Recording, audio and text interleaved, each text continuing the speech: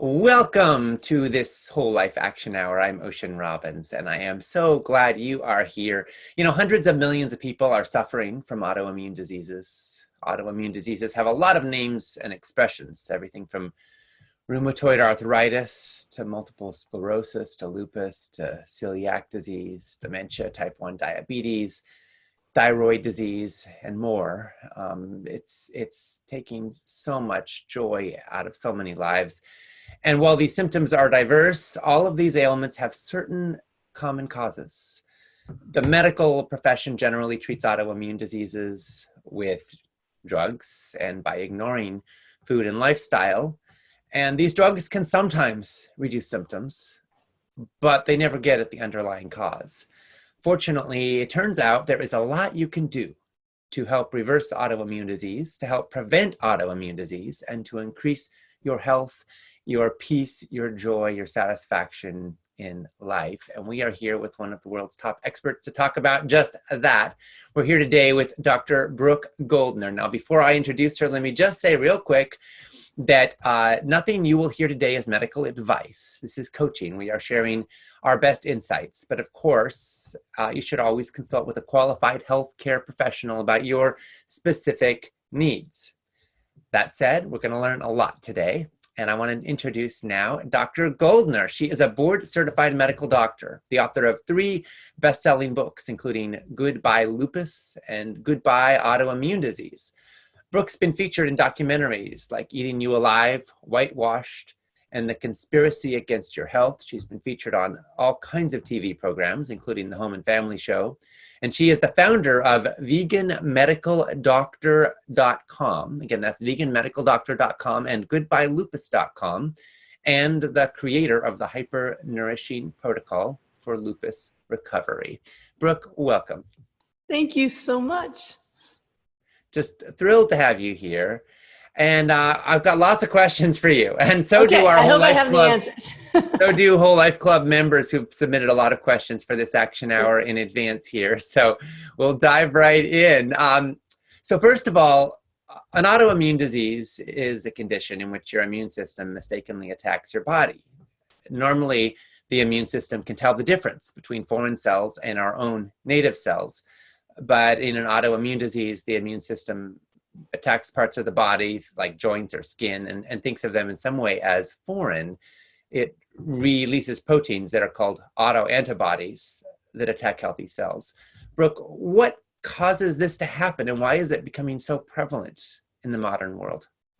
Well, I'll address the latter part of it first, actually. I think the reason why autoimmune diseases are becoming more prevalent, more common, and happening at younger and younger ages is for the same reason why all diseases are becoming more common and more prevalent and happening at younger and younger ages, which is, the fact that our diets and lifestyles are the worst they've ever been. I see patients as young as 2 years old with autoimmune disease now. I myself used to have lupus, and I had lupus for 12 years, and I was diagnosed at 16. And at 16, they said I was very young. Now I commonly see 2-year-olds, 5-year-olds. I just did rapid recovery where I work with someone every day for 4 weeks with 2 different 9-year-olds that have autoimmune diseases, one MS and one with vitiligo and lupus.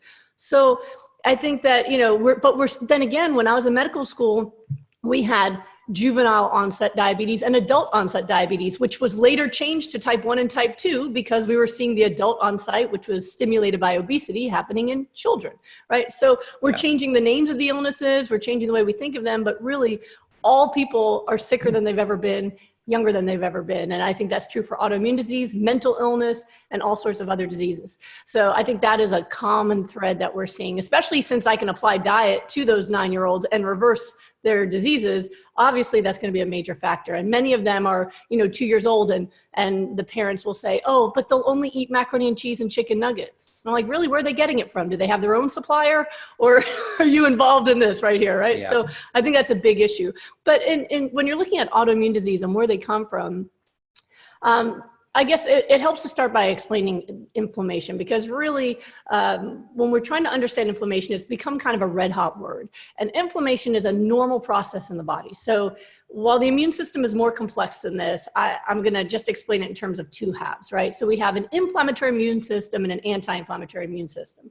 Inflammatory immune system is what attacks things like viruses and bacteria, or if you bang your knee, what causes the swelling. That's really good. We want that, right? It's a very important part of our immune system. However, after the inflammation has done its job, we're supposed to have the inflammation go away. The anti-inflammatory immune system is supposed to come in, bring everything back to baseline, and then we go about our business. The problem is that both of those parts of the immune system are created by dietary components that are essential. It doesn't work on its own. You have to eat the components. The anti-inflammatory immune system is made of omega-3 fatty acids, which must be consumed. I help people get their omega-3s up by using flax seeds and chia seeds, things like that. Many people have never eaten these things, right? So their anti-inflammatory immune system doesn't work at all. It's barely functional, right? The inflammatory immune system is fueled by omega-6 fatty acids. Where do those come from? Meat, dairy, oils, processed foods. And so most people, especially in America, their entire diet, burgers with potato chips and all of these different things. So we're flooded with omega-6 fatty acids. And what happens when you do that is that the inflammatory immune system goes haywire. It's getting fed ingredients and it's producing the result over and over again. It's just, there's no stop to it. And so rather than the inflammation coming from a triggering event like a viral infection, it's happening from every meal. And once your inflammation gets really high, the inflammatory immune system gets out of control, it's going to start triggering different genes for illness. And it could be that your genes for illness will be cancer or heart disease, or it could be autoimmune disease. But once that's happening, that's when you're going to see that. So the inflammatory immune system is out of control. And for people who are susceptible, that could mean not only fighting bacteria, but also fighting your own kidneys. Like I had stage 4 kidney failure when I was diagnosed. Thankfully, I've been lupus free for 15 years now. But, all of those things can happen. Some people will have it show up in their nervous system, MS. Other people are going to have it primarily in their joints. It'll be RA. There's so many different manifestations, but it's the same problem. And that's why the same dietary and lifestyle intervention works for all of them. But it works for everything. The people I see, I just had someone come to me from my rapid recovery group for autoimmune disease and pain. And at the end of 6 weeks, actually, it was only 5 weeks in, she got her blood test done and a cancer marker she had disappeared. So the same process of getting the inflammation down not only stops the immune system from being out of control, but also gets rid of all these other problems that people are suffering with at the same time. If you drive your car into a brick wall, the death certificate might say impalement by brick wall, but the truth is that it was bad driving that caused the accident. And if you don't drive well, whether you crash into brick walls or drive off cliffs or whatever, there's going to be problems, right? And it occurs to me that the modern diet and lifestyle is actually the cause of a lot of death, but we think it's the symptoms, and we're focusing there. So we build good hospitals to treat people after their accidents, but we're not focusing on how we're driving. And functionally, we have good hospitals that do an amazing job taking really sick people and helping them cope, but or kind of patch them back together sometimes. But we're not very good at as a society at addressing the root cause, and that's what I see you talking about. I love that metaphor. Because there's two things that come to mind. One is with driving, what do? We have tests for licensing and driving instructors, and we have seat belts. We didn't just build more hospitals as more people started driving. We start making some regulations to try to help people. And the other part of it is when you think about that car accident is you're not just killing yourself, right? But there's people who are going to be mourning you after you're gone. And that's one of the primary ways I help motivate people is to help them connect with the fact that it's not just about fighting your cravings. You're fighting for your life because of the people who love you and need you to do it. Yeah. That's right. And that's something that I think is so important. It is that what we do for our health, we don't just do for ourselves. A lot of people I know are selfless, giving, generous, loving people who have a lot asked of them by the world around them. And they're wanting to give and serve and help a lot. And often they're willing to compromise their own health and well-being in order to have more time to show up for their family, to do the things that everyone needs from them, to be a good person, basically, right? And yet at the end of the day, if you don't take care of yourself, then what do you have to give to everyone else? Oh, the martyr syndrome drives me nuts. Yeah. I'm constantly working, especially with moms Moms somehow have been programmed, and I got this message too growing up, that the way you're a good mom is you give and you give and you give and you never Yeah, take time for yourself. You don't, my that's mom right. never even took a second helping of food unless everyone else ate first. Yeah, Like, you don't need to starve. Like, yeah, if you ate a second helping and there was no more, I could have gotten an apple. yeah, Like, but there's this kind of martyrdom programmed in that the less you take care of yourself, the better the person you are. And it's total crap. yeah. I'm trying to, it really is, because how do you be a better mom than being healthy and available and living long enough to see your child grow up and your grandkids and your great grandkids? And so that's one of the biggest things that I do with people, is teach them what self-care means. And so many people, especially those moms, don't even understand what I mean. I have to help them understand self-care is not brushing your teeth and showering. Self-care is taking time to breathe, to have fun, to do things that just feel good Yeah. every day, just for you, not to make the world better, not to make your house cleaner, but just because it makes you feel good. Because stress, depression, anxiety are inflammatory. And what I've seen is, when I apply the same kind of dietary programs to people who are depressed, anxious, don't get enough sleep, their progress is much slower. And that's why in my newest book, Goodbye Autoimmune Disease, the majority of it is actually working with the mental health side of it, of why you've learned the information, right? You've gone to, they've gone to all of your summits, they've listened to every interview, and they know, yes, plant-based diet is definitely the way to go. And then you don't change your diet. Why? Yeah. Now we've got to get into the emotional stuff. Do you feel worthy? Do you feel like you're being a bad parent if you do it? What is going on? Have you had trauma? What is going on that you refuse to do what you already know and accept is the right thing to do? And that's all the Right. mental health side. And, so many people have told me that they've actually read it multiple times because they felt like that was missing from the conversation, is how do I get myself to do what I already know I should be doing for myself? But yes, Yeah. this martyrdom is just not correct. And again, you are robbing other people of your presence in their life, or you're present, but you're barely functioning. That is not being a good friend or parent or child to somebody. You have to learn how to take care of yourself nutritionally and emotionally. Yeah, beautiful. Thank you for that. Well, let's talk a little bit about how we do that in this hour. But before, I actually do just want to quickly ask. I know you tell your story all the time, but it's extraordinary, and it's also predictable in a way, right? So that's the amazing The thing, fact is that I'm that sitting here. we're so amazed by the journey you've taken, and at the same time, you've seen a lot of other people have similar results, because it's scientifically validated. It's not just a miracle, but to many people it would feel miraculous. So tell us a little bit about what happened with lupus and your journey, and where you are today. Yeah, absolutely. And I don't think just because it's predictable, it's any less miraculous. Yeah. I'm very grateful to be sitting here talking to you right now. So yes, so I do have a story of illness, as I alluded to before. I was diagnosed with lupus at 16, started getting sick around 14. I started getting these terrible migraines where I'd vomit for days, and I couldn't get out of bed for days, and it was really bad. They were doing MRIs and EEGs. Nobody could figure out what was happening. And it wasn't until I was 16 where I started getting really bad arthritis. My knees were swelling up, and finally got a rash on my face right across my cheeks. And that's a very characteristic rash for lupus. And that's when the doctors finally figured out that's what I had. And it was extremely scary and difficult thing. I mean, my family is refugees from World War II. They were Holocaust survivors. And so even my mom was 5 years old coming to this country on a boat through Ellis Island, because it was back in the day. So I was first generation born in America. I'm an only child. And I was going to be the American dream, which I am, right? But I was that one that was going to be the American dream, and very loved by my family. And so when I was sick, I mean, everybody was just devastated. I to this day, I've never seen my grandmother cry, except after I went to the nephrologist and they told me that I had stage 4 kidney failure, and that if they didn't do experimental therapies on me, including chemotherapy, that I had 6 months to live at most. Wow. And seeing her on her knees crying and begging to God to take her life and spare mine. I mean, she was someone who said because of the Holocaust, she wasn't religious anymore. Yeah. Burned into my skull.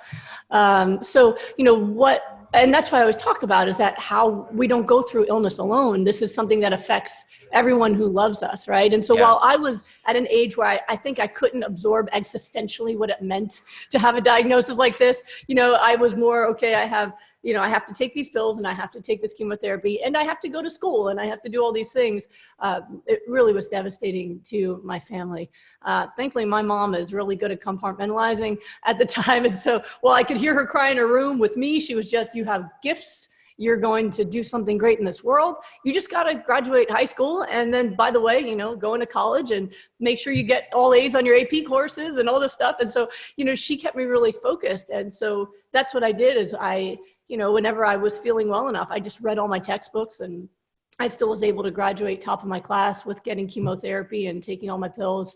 And I got a scholarship to my first choice at Carnegie Mellon. And by the time I went to college, my last chemotherapy, which I had for 2 years straight, my last chemotherapy was a week before I started college. So it was like rebirth, it was so exciting because at that time I was considered in remission. Now, remission is not a cure. With autoimmune disease, it just means you're not currently dying from your illness. So they had tried to stop the chemotherapy a couple times during the 2 years. It was experimental at the time. It's commonly used now. But every time they stopped it, my kidneys started to go down again. And so finally, after 2 years, I was stable, where I still had protein loss in my urine, but I was no longer considered at risk for dialysis or death from kidney failure. So that was great. I still had arthritis, but I took my pills. Taking pills was better than chemotherapy. I was fine with that. And that's how I was when I went to college. And I actually maintained well through college. I had symptoms. I couldn't go out in the sun. I had to make sure that I got a lot of sleep. But I actually had less stress in college than I did in high school because studying and learning without having to be on chemotherapy was way more fun. And I'm a nerd and it was like my dream to be there. So it was great. I didn't actually get sick again in medical school. And when I was in medical school, you're supposed to always get good sleep and avoid stress, and medical school is not really the right place for that. Avoiding sunlight was easy because I was always studying, but the other ones were not. So that's when I started getting sick, not with kidney failure, but new symptoms where I started to get double vision, and the whole world was split in half, side by side, and I would just have to hold on to a wall and wait for it to come back together again.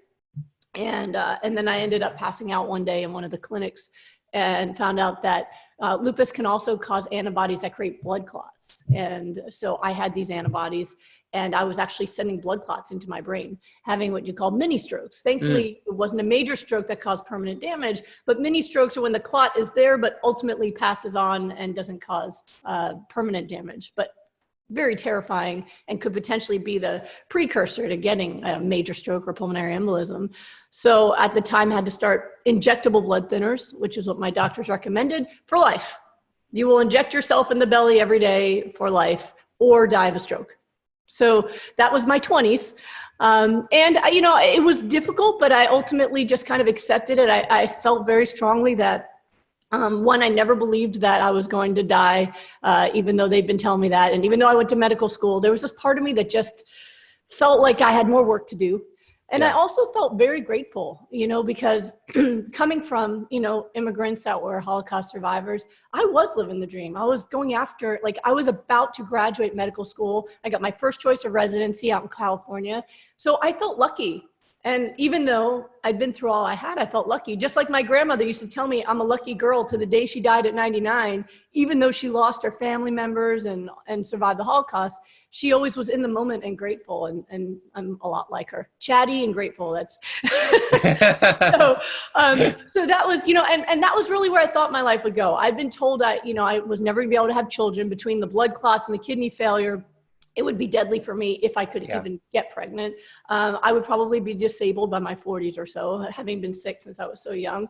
I wasn't going to live a long life. People with autoimmune disease, we don't last as long usually. But I was content. I felt like my life will have meaning. I'm going to help save lives like my doctor saved me, and it will be a beautiful life. And that's when I met my husband. And that's when everything changed. Thomas Tadlock is, he's my favorite person. We've been together 16 years, and I still am happy every morning when I see him. And every night when we go to bed, we stay up too late giggling. Like, he's just my best friend in the world. And so, he wanted to marry me in spite of all that, he, even after a month of dating, was already talking about marriage, and I had to explain to him that I have this disease and, I can't have your children, and you're gonna have to take care of me when I get disabled. And he was just, I'd rather live a short life with you than a lifetime with anyone else. And I went, oh crap, let's get married. This is exciting. So, because my whole life I just wanted the white coat. I never dreamt of the white dress. I never aimed for that because I knew I wouldn't have a traditional life that way, or at least I thought that. And that's when everything actually changed bigger, was that I wanted to look good for my wedding, like every woman, I'm sure, and man too, but especially us ladies were wearing little dresses and everything. And my husband at the time was already a famous personal trainer who was teaching people how to have rapid fat loss. And he was working for people for MTV, MTV would bring him in to help train someone who got too much of a belly, partying in New York, and they had to make a video and they needed a six pack. He'd come in 3 weeks later, they had a six pack. So I said, I want to look like that. So he said, well, now I'd been a vegetarian since I was 12 after reading your dad's book.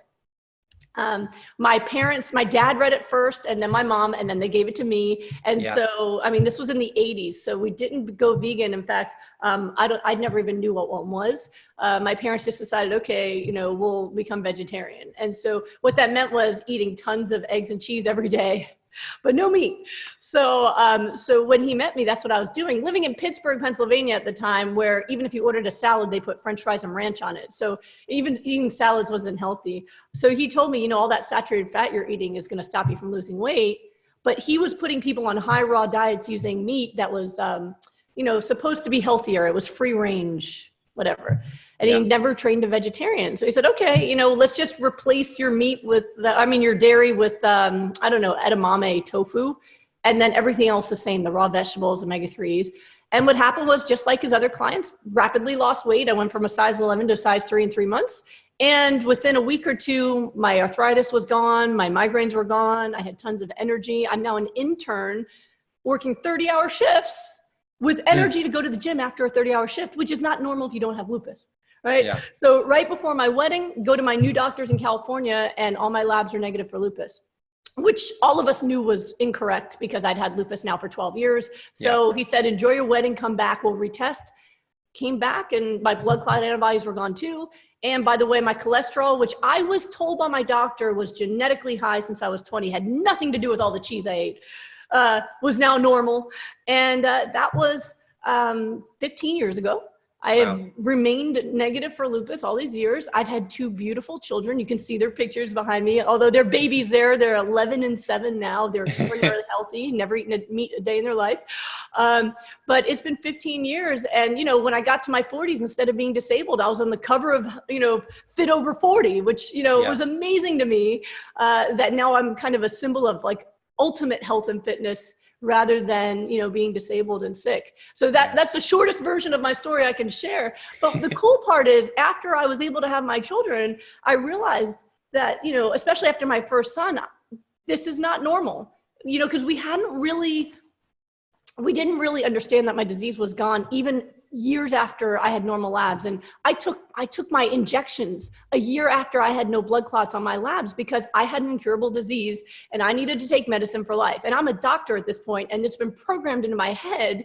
So that's why I always tell people, don't get mad at your doctor if they don't even realize you're healed when you're sitting there with no symptoms and normal labs. I didn't even realize it. And it was my body. Yeah. So it was after I had my first son that I realized the lupus was gone, because I should have gotten sick pregnant. I should have gotten sick after delivery, and it never came back. And that's when we went back. And my husband's also a Carnegie Mellon graduate. He's got a master's degree in exercise science. He understands, and health promotion. He understands biologically how, all these different pathways work. So we went back and just studied to say, how the heck did changing my diet change my health? Yeah. And I'd never heard of plant-based doctors. I'd never heard of any of this until I did this. And we realized that we'd accidentally created the most anti-inflammatory nutrition plan possible for a person. And we, for a year, just tested it on people for free, working people through it to see if we could replicate the results and make sure there was no fluff. Like, a lot of times people go, hey, I did this and got better, and they'll just share what they did. How do you know that you got better because of all those things, or not in spite of some things? Right. And so we just made sure it was reproducible. And now we've been doing disease reversal for over a decade, and we've helped thousands of people all over the world, whether it's my free classes or Q&As or my books, where people have reversed MS, rheumatoid arthritis, multiple sclerosis, vitiligo, besides having other markers go away. All sorts of different autoimmune diseases, as well as diabetes and heart disease, heart failure. It's been extraordinary. So I actually retired about 7 years ago from being the medical director at a nonprofit in California to dedicate myself to this mission, which is, helping all those people you talked about that are suffering and dying from diseases that they don't have to have. And it's been extraordinary. Wow. Thank you. Okay. So just to back up for a second, you were already vegetarian. And Yes. then you enacted a protocol that certainly you talked about giving up dairy and eating a lot of raw vegetables Yes. in the mix. And then you went further and talked about the program you developed, which obviously builds on that. So what is, because a lot of folks are like, oh, whole foods plant-based, which is generally a good direction. I don't know that you were whole foods, but you were certainly kind of plant-based if you were already vegetarian, but it clearly wasn't enough. Yes. What is the most anti-inflammatory nutritional program on the planet? Absolutely. And, that's, by the way, that's one of the reasons why I don't like when studies talk about someone being healthier in a vegetarian diet when they were actually eating a vegan or plant-based diet. They just kind of call it vegetarian. Some of the unhealthiest people I know are vegetarian like myself, eating tons of processed foods and cheese on everything and, eggs every morning. I mean, it's really not healthy, right? So what I discovered was, one, dairy is one of the most inflammatory things you can consume. It's devastating to the body, and it's not food. It's just not food. Unless you're a baby cow, right? Yeah. Well, yeah, I was going to say it's not even food for cows once they start eating grass, right? Like even cows stop. It's just not food, and it's devastating, not only in terms of inflammation, autoimmune disease, but lung disease. I mean, I've had people get consistently, asthma disappears in about 2 weeks after stopping dairy. It's been shown to be a carcinogen. T. Colin Campbell's work, it's a cancer promoter on the DNA level. It's just the worst item that people consume, and I was eating it every day. So definitely that was a problem. So yes, when I talk to people about giving up animal products, people will often, they'll be like, all right, I can give up the meat, but don't make me give up the cheese, right? And that's also because it's a drug. And, I always call it, you can call it food-like drugs or drug-like foods. I call them food-like drugs. Yeah. Right. So a lot of these products that people struggle to give up, it's because of the addiction and not because but they'll tell themselves it's because I must be protein deficient because I'm craving chicken or something. Like, no, you just are an addict. You're a food addict, right? So that's part of it. So I was a cheese addict for sure. So giving up dairy products was essential for me. I didn't eat meat, but I definitely ate a lot of dairy and eggs as well. So if you want to really have an anti-inflammatory diet, you got to really focus on the things that eliminate inflammation and that stimulate cell repair. So when you talk about plant-based diet in general, whole food plant-based diet just means really that you're not eating, it's more about what you're not eating, right? You're not eating animal products, meat or dairy. You're not eating oils that, come from processing plants into oils or meats, right? And you're not eating processed foods that were created in a lab or have tons of chemicals in them. So if you're not doing any of those things and you're eating stuff that comes from plants, you're on a plant-based diet. But that doesn't mean you're necessarily nourished. And I've treated a lot of folks that were already plant-based who were sick. I mean, the person who wrote the foreword to my book is Ellen Jaffe-Jones. Do you know her? I do not. Oh, okay. Ellen Jaffe-Jones she's written, I think, like 7 books.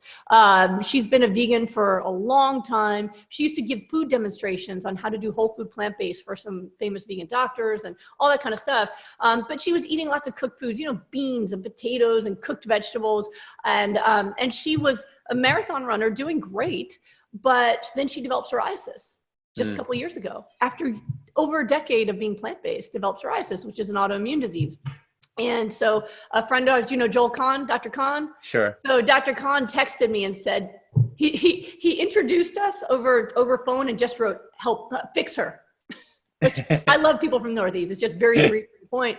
And so I took her from what she was doing then to giving her the most nourishing foods, the raw vegetables, especially cruciferous vegetables, flax seeds, chia seeds in whole form, not pre-ground, and really hydrating her. I get people to 96 ounces of water a day or more.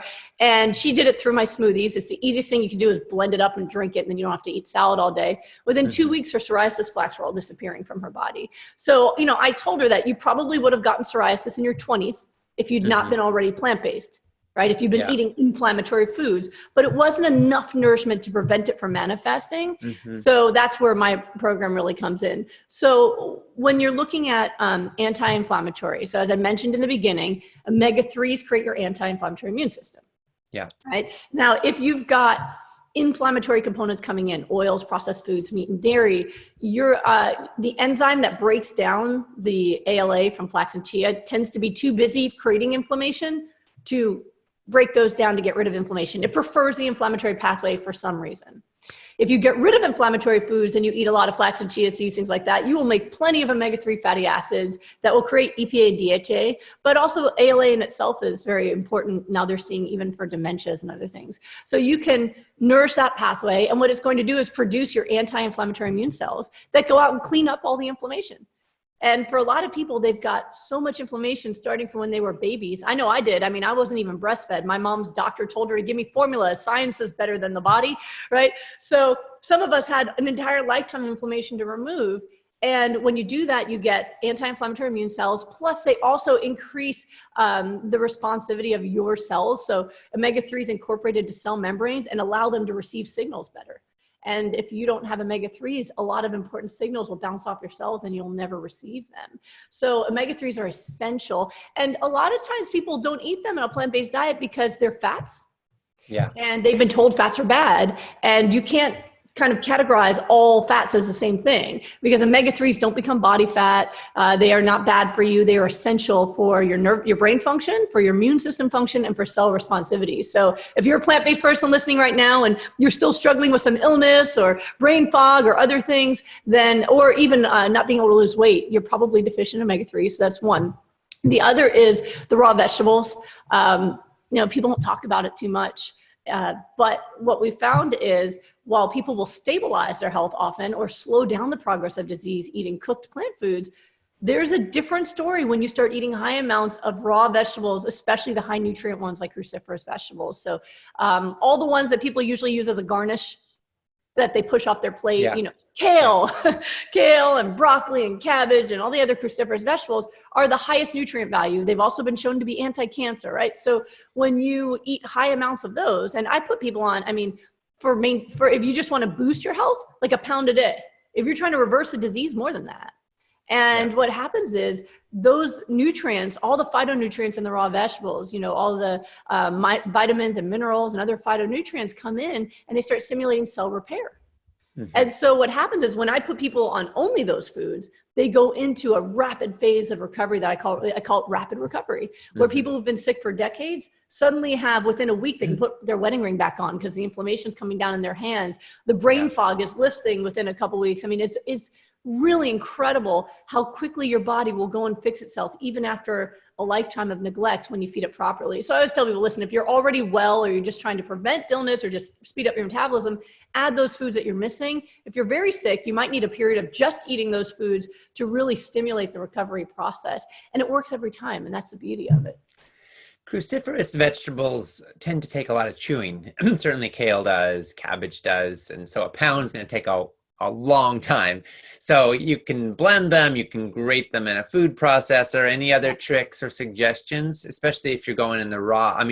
I could eat a pound of steamed cabbage pretty easily, but a pound of raw, I don't know. What's your suggestion for how you help? Oh man, I eat a pound of raw cabbage every day. I'm addicted to it right now. Because when you chop it into coleslaw, oh my God, put some guacamole on top. It's awesome. I love it. But really the solution we've come up with is we call it the smoothie solution, is you can easily pack that into a big, powerful blender, like a Vitamix blender.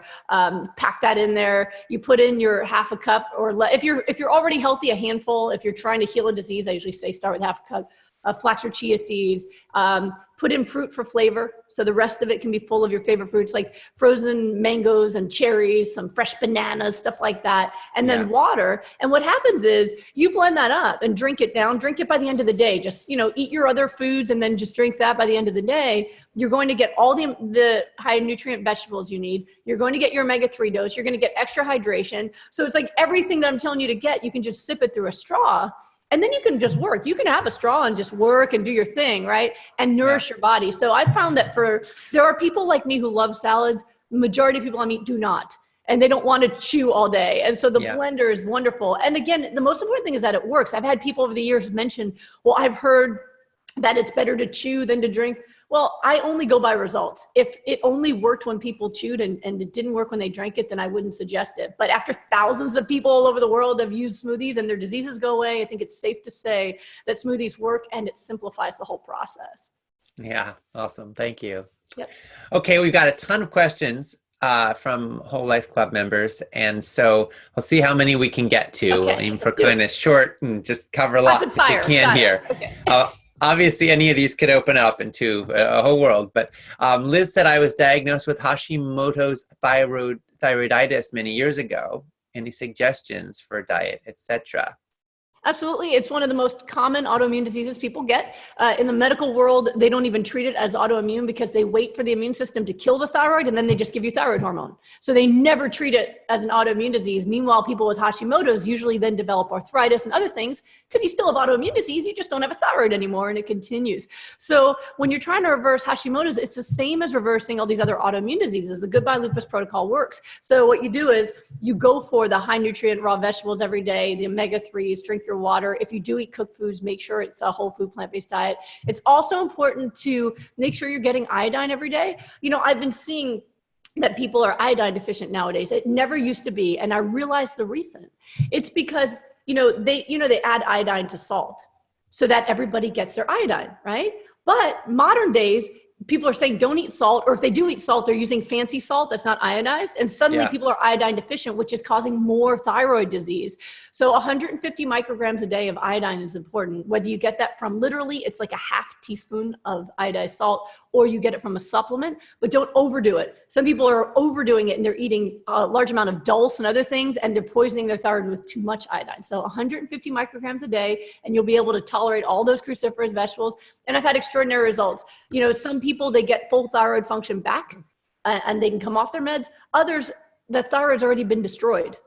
So they get back. Most of the time they're able to lower their dose of iodine. I mean, not iodine, I'm sorry, of Synthroid or other thyroid medicine, but they still have some remaining need for it because they just don't have enough hormone. But they have full energy, they lose weight, they have no more brain fog. So you do it to get your body as healthy as you can, stop the autoimmune disease, and make sure you can enjoy the rest of your life without worrying about what's next. Yeah, thank you.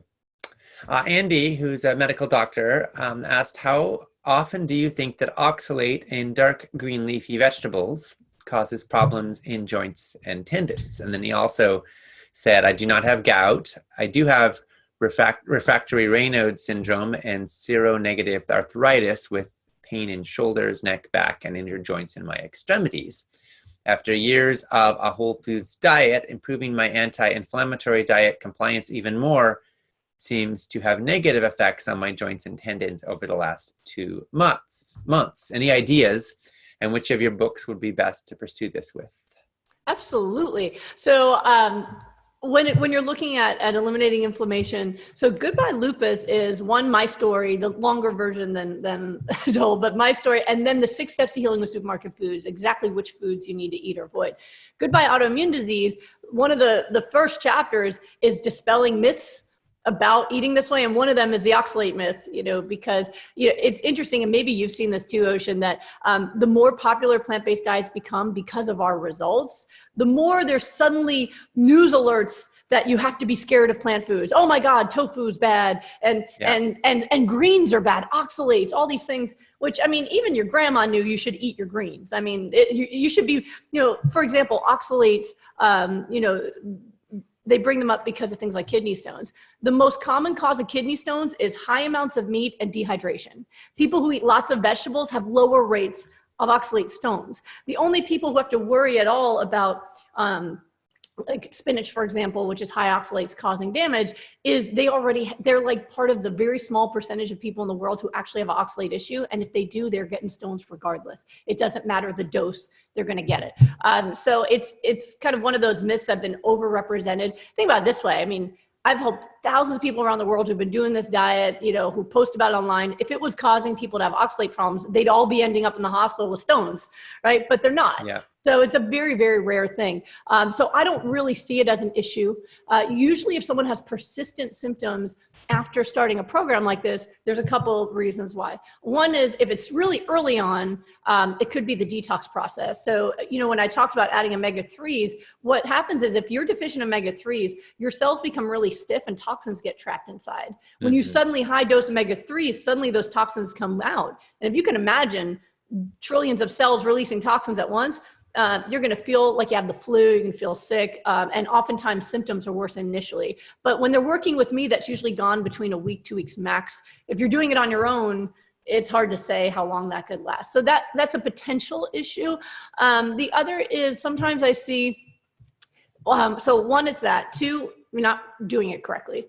I've had a lot of people I work with who are like, I'm doing it perfect. And then they meet with me and I go, oh my God, no. I don't know which book you read, but let's fix this, right? And we go in and we fix it and then they get the results. Even in my group, I had somebody recently who's an attorney and I was meeting with her. She's like, I'm doing everything perfectly. And she wasn't getting the result. And I said, join my group. And in the first week, we realized she was having half what she thought. Her measuring wasn't correct. She got, upset about it at first. And I said, isn't it great news? You were doing it wrong. And now you're doing it right. And it was also teaching her how to cope with her emotional stress that was propagating her illness. That's another thing is that if the diet is perfect, and it really is perfect, and you're not getting results, usually you're getting inflammation somewhere else. Your sleep is terrible, which I know the person asking this is a doctor. Doctors don't always prioritize sleep. We're taught not to. So it could be your sleep or your stress is creating inflammation that's blocking you from your results. And then finally, let's say you're in my group and I'm monitoring all these things. Your stress is low, you're meditating, you're getting great sleep, and your diet's perfect. Then I start looking for food sensitivity. Sometimes people have histamine issues. Sometimes people have a specific food sensitivity. I helped another doctor who could not get the result. And then finally, we took avocados out and her pain went away. Everybody else can eat unlimited avocados. She had a sensitivity she didn't know about. So that's when I would start looking that way. But there's so many other things it could be. Oxalates just really isn't on my radar as a primary one. Yeah. Okay. Thank you so much for that. I will say that oxalates bind to calcium. And so spinach, I don't look to spinach and chard as tasty as they are and as nutrient packed as they are as my go-to vegetables, because they are high in oxalates, and not that in most cases that causes a problem, but it degrades mineral absorption sometimes. And so I emphasize, cruciferous vegetables more. And cruciferous are the best, but I've had people who couldn't tolerate cruciferous for some reason that did the program just with spinach and they still had elimination of their illness. Oh, really? So yeah, absolutely. Yeah. So it is tastier, but and if someone let's say someone has a calcium issue, like they have low calcium, then I'll usually tell them split them up because, for example, there's much more iron in spinach, there's more calcium in kale, and if you eat them at the same time, there's going to be competition for absorption. So you can split them up, but for most people, they can do a combo of those, like power greens or something like that. They get great results anyway. Great. Yeah, thank you. Ardith said, Dr. Goldner, what are the causes of Sjogren's syndrome? I'd like to get off my medications for this syndrome. Anything I can do to heal it naturally? Yeah, absolutely. So Sjogren's syndrome is another autoimmune disease, but it actually attacks your ability to produce fluids. So it's torture for people. Their eyes dry out, they lose all their saliva, so then they get terrible tooth decay, vaginal secretions, all sorts of parts of your body just completely dry out. And you can also get arthritis and other issues as well. And I've had a lot of people with Sjogren's disease do rapid recovery with me. And I had 2 people in the same group who got their saliva back after 20 years or more. One of them was drooling because she didn't know how to swallow it anymore. She was so out of the loop, tears coming back. So it's never too late to go into doing this. Normally with Sjogren's disease, I really, once you get the basics down, I really start pushing things like omega-3s and water intake, because that seems to accelerate their ability to get their fluids back online again. So it's really the best thing you can do. And, there's hope for you. It works very well for Sjogren's disease. Thank you. Debbie said, is there anything you can do to slow the progression of Parkinson's in the early stages? No medication started yet, just received diagnosis a few months ago. Currently virtual boxing class 3 times a week and yoga twice a week. I'm sorry to hear that. It's a stressful diagnosis and a difficult one. I've only worked with one person who came to me specifically for Parkinson's, and it was because his neurologist was curious about me. And he asked him if he would be the sacrificial lamb to work with me for 4 weeks of my rapid recovery to see if it could help Parkinson's. And so this was a guy who was a typical standard American diet kind of guy. And so for 4 weeks, he did rapid recovery with me, which means you're only eating raw foods, mostly high nutrient cruciferous vegetables, a little bit of fruit, high omega-3s, high water intake, all of that kind of stuff, and me with you every day to make sure you're getting enough sleep, all that kind of stuff. Within the 4-week time period, his symptoms came down so dramatically that he was able to lower his medication dosage twice, and his friends noticed how much better he looked. So it was very dramatic, and he wasn't even 100%. You know, when the Super Bowl came, he wasn't as good as he should have been. But even with that, he had very good results. And then after we finished, he actually messaged me about a month later to say, after the experiment was over, he went back to eating the way he used to. And within days, his symptoms were back to where they started. So he was a believer at that point once he'd done that. So it's an N of 1, but it was a really, really great experiment there, and it's worth doing. So if you're already plant-based, wonderful. Make sure you're nourishing, or what I call hyper-nourishing, adding what you're missing to your diet as well. Thank you. Nancy said, I have gluten and corn sensitivities. Developed them a year after I had my thyroid removed due to cancer. Is there any way to reverse gluten and corn sensitivity? You know, people have a lot of sensitivities nowadays that is really, it's mediated by your immune system, right? Your immune system not only handles whether or not you get sick, but also allergy. All of those sensitivities are due to like histamine and other things that are being released by your immune system trying to navigate the world. And the more inflammation you have, the more likely you are to have increased food sensitivity. I've actually seen that a lot over the past decade working with people, that many people develop food sensitivities first and then autoimmune disease. Some have autoimmune disease and then develop food sensitivity. So it's all that inflammatory pathway in the immune system. So a lot of people I work with, their food sensitivities go away after a month or so of eating, especially the rapid recovery diet. So that's one way to find out. I mean, I've actually had 2 people with celiac disease come to me who, after 4 weeks of rapid recovery, were able to eat grains again. Now, I'm not recommending people go out and do that. You want to actually be medically supervised, but it was amazing that something that is considered even a genetic disease, but hadn't gotten triggered till they were older. Well, if you can trigger a disease, can't you untrigger a disease? Yes, you can. So all these different sensitivities, they're often reversible. And I've had people with allergies that needed EpiPens who no longer had those allergies to those foods that they used to after they got rid of all the inflammation in their body. So do the best you can, hyper-nourish yourself, even maybe try a period of doing, you know, that full rapid recovery mode of just eating nourishing foods, and then see how you do. If someone has real allergy, I always recommend, you know, be supervised. I always get scared when people need an EpiPen and then they're just like, hey, I'm allergic to bananas. Here, you hold the EpiPen. I'm going to take a bite. It's kind of a scary thing. But with food sensitivities, when you don't have those kind of symptoms, you can always try them and see. Yeah. We'll get back to more questions from others first, but I have a question for you. How important is exercise, mindfulness, emotional connectivity, things that we hear about a lot for health that complement food so well? How important are those for bringing down inflammation in the body? They're essential. You know, it's why I include so much emotional work in my rapid recovery programs, because what I realized early on is that when I changed the diet of people who were like me, grateful, happy people, good relationships, love their work, you change their diet, days to a few weeks, their symptoms are gone. And then there's everybody else who've got stress and trauma and depression and anxiety and all these things. And it's like how stock tickers used to look, you know, now with the pandemic, stocks, you know, doing one way, but, you know, it was like the ups and downs constantly. And so I realized that I had to help people with the other side of it, that to teach people happiness and teach people good relationships. And those are all the things I already do. I mean, I originally trained in psychiatry because when I was in my medical training, I originally wanted to be a rheumatologist, you know, treat diseases like I was dealing with. And what I saw in my medical training was I observed how the mental health of the patient dramatically affected their outcomes every time. People who were happy, they responded better to drugs. They had better outcomes. They were more likely to leave the hospital. And people who were depressed, it would be a minor illness and they just can't get better. And so I observed this over and over again. And I started thinking about, you know, my addiction to gratitude and all of the things, and my focus on purpose and passion and happiness my whole life, and how that might have been pivotal to my survival. You know, in addition to the chemo and the steroids, maybe that's why my outcome was as good as it was, right? Yeah. So I started incorporating that. And what I find is when I can get people to the point where they're happy, and that's the majority of Goodbye Autoimmune Disease, by the way, is that, right? Is, you know, talking about trauma, forgiveness of yourself and others, learning how to find gratitude, how to be happy while you're sick.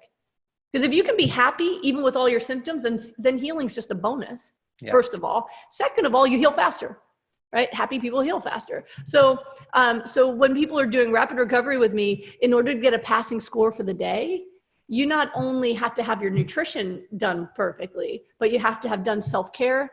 You have to have gotten good sleep. I teach them how to make game plans for struggles. So a lot of people, when they have a struggle, they get so pessimistic. They just feel like their whole life is a struggle. I teach them, when there's a struggle, you make a game plan. And then when you're done with your game plan, you move to your celebrations, right? What's good about life. And so I kind of brainwash them into me. So it's essential. And it works. When I have people who are struggling to heal, when I teach them happiness, they get better faster. And usually when people graduate from my rapid recovery group, when I ask them, what's the greatest lesson you learned? And these are people who are now pain-free for the first time. They've eliminated a disease from their body. And I say, what's the most powerful thing that you learned from me? And it's how to be happy. Literally, the increase in their own happiness is more powerful to their life than eliminating their symptoms. So it's a really extraordinary thing. So yes, I think it's very important that we work on both. And that's what causes that rapid recovery, when you're dialed in. So yes, I teach people self-care, one for relaxation, like meditation, yoga, that's for relaxation, but also fun. Like, I believe that every day you should do something that's just fun, right? Why not? Like this, we're here. If you woke up today, then let's make it a good day. Even if you're just stuck in bed because of pain, there's still ways you can be creative around doing something that's fun, mentally, emotionally, in some way. And the happier people get, the faster they heal. Yeah, thank you. Mm-hmm. All right, let's see, so many questions. We'll get to a couple more if we can. Pat said, I've been trying to switch to a plant-based diet for several months, and so far I've been quite successful. In addition to eating this way most of the time, is it possible that occasional fasting could help with autoimmune disease? Not the intermittent fasting that's become so popular recently, but what about full water fasting over an extended period, such as 3 days a week or even longer? My opinions on this probably will be controversial because I have good friends in the plant-based movement who do things like water fasting, but I'm not a fan of it. First of all, what I've observed, and I'm not an expert in fasting, so just from the people who come to me, that it's usually the benefits are temporary. You know, people feel better fasting and then they add food back and then they go back to their pain again. And I've had referrals from places where they do water fasting because they know me and they kind of send them my way for the rest of the healing. I think there's some benefits, like if you do it short term, it can help with food cravings. So when you go from water to kale, kale's delicious. When you go from like cheeseburgers to kale, questionable, right? So there are some benefits people have seen, but I had a devastating case of someone that I worked with lupus, who had lupus with kidney failure. And he worked with me for 6 months. And within 6 months, all of his symptoms were gone and his labs were normal. His kidneys were normal. His pain was gone. His hair was growing back. He was back to work and he was healthy again. Then he went off the rails. He's an accountant, high stress, started eating fast food. It was vegan, but it's like, you know, fried Chinese food, whatever, yeah. Not sleeping, high stress, and started getting symptomatic again. And he didn't want to go back to eating healthy because it's too hard. So he heard that a miracle could be water fasting. So he went to a very famous place, not in the US, somewhere else. He went to a famous place. It was supposed to be medically supervised, but they weren't really checking his labs, whatever. But he went in and he said initially he felt better, and then he started to feel very sick. And he eventually checked himself out against their advice because he was feeling so weak. Checked himself out, went to a hotel, called his wife to pick him up, and collapsed in the shower. He ended up in a coma with bone marrow failure. So we're trying to figure out, and because of the bone marrow failure, the lupus came raging back. It ended up in his brain, in his kidneys, all through his body. It was just devastating. So, trying to understand this, I've talked to some of my good friends who do water fasting. They're doctors, so they medically supervise it, which obviously this should have been caught. And the only explanation that makes sense to me is because he'd already been working with me. He was a guy who was very fit, low body fat. So he didn't really have reserves to live on, and he probably went into starvation mode that then caused the bone marrow failure. I don't know, but it scared the living daylights out of me. So because of him, when I hear people wanting to water fast, I kind of get palpitations like, oh God, because I know for sure that when we hyper-nourish, you're giving your body everything it needs every single day. Vitamins and minerals and antioxidants and omega-3s, those definitely work on repairing yourself. So I'd rather people nourish themselves to the brim than starve themselves. But like I said, I know it's controversial because I know there are people who love it and feel benefit, but I think that you need to be very careful. And in terms of autoimmune, this works. Hyper-nourishing works. So I don't really see a benefit to, especially long-term water fasting. People do it for a few days or so. That's different. I think he was in there for like a month. And obviously there was not enough oversight to make sure he was okay when he wasn't. But yeah, I love hyper-nourishing. I love feeding people all day long the foods that heal their bodies. That's my favorite thing to do. And I actually recommend that as your primary focus. There's no extra benefit to the starvation that I've seen or the fasting. Yeah. All right. Thank you so much. Well, we're about out of time here. We could go on. We have so many questions, but we got to what we could. Brooke, any closing words you'd like to share as we wrap up this action hour together? Well, one, I'm just so grateful that you brought me back to talk to everybody again. I've been loving all the messages coming to me from fans of yours who saw me on your other summit. It means a lot to me to be able to spread the word. For me, 15 years after being healthy, to be able to, be in my 40s and feel great is a great gift. But being able to give that gift back to others, it just gives me so much joy every day that I'm in tears every day with being able to give that gift. So I really appreciate you bring me back to be able to reach more people. And for those people who are kind of on the fence, I think it's important to really, not be mad at yourself if this is a journey. I think a lot of people get so frustrated when they feel like they fail something that they give up because they don't want to feel that way anymore. It's no one wants to feel like a failure. But I always encourage people that you've never failed unless you quit. So even if you already ate something terrible today, you're listening to this right now and you already ate your cheese or your burger or whatever, it's never too late to just nourish yourself right now. So even if you add what you're missing to your diet, like you start drinking the smoothies and add what you're missing, even while you're eating toxic foods, you're going to start building your health and you're going to feel so much better. Your desire for those things will go away as well. I call smoothies the gateway drug to plant-based eating. You start to feel better and you want more of it. So I just encourage people never to give up and to really connect with the reasons you want to do this for your own life and also for all the people who love you, because people need you to do it. Oh, thank you so much for your joy, which is contagious, for your heart, for your hope, for your passion, for your clarity, for your wisdom, for your decades of service, helping so many people to heal. It's, I think so many doctors are putting on Band-Aids and you're helping, solve root cause. And I can just feel the satisfaction and the joy that you get from helping people day in and day out to turn around what they've been told they would live with for the rest of their lives was a one-way street, and you're helping them turn it around. And I think it's given hope to a lot of people right now. So we thank you so much for joining us. And I feel so grateful. I'm almost in tears just feeling the hope that you're bringing to so many lives. So thank you, Brooke. Oh, it's my pleasure. And it's always great to see you. Likewise. And we've been talking with Dr. Brooke Goldner, board certified medical doctor, author of Goodbye Lupus and Goodbye Autoimmune Disease, and also founder of veganmedicaldoctor.com and goodbyelupus.com. Brooke, thank you again. My pleasure. All right, and this completes our action hour. Thank you so much for joining us. We wish you health and vitality and joy and lots of good food.